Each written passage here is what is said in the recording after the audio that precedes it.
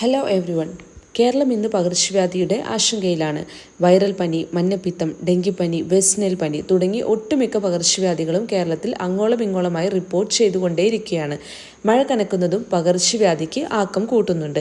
സംസ്ഥാനത്ത് 159 പേർക്കാണ് ഡെങ്കിപ്പനി റിപ്പോർട്ട് ചെയ്തത്. കോഴിക്കോട് 42 പേർക്ക് H1N1 സ്ഥിരീകരിച്ചിട്ടുണ്ട്. ഒരാഴ്ചക്കിടെ പനി ബാധിച്ച് മരിച്ചത് 3 പേരാണ്. പനിക്ക് റെസ്റ്റ് നിർബന്ധമാണ്. പ്രത്യേകിച്ച് വൈറൽ ഫീവർ ആണെങ്കിൽ റെസ്റ്റ് ചെയ്യുക തന്നെ വേണം. പനി വന്നാൽ കുട്ടികളെ സ്കൂളിൽ വിടാതിരിക്കുക.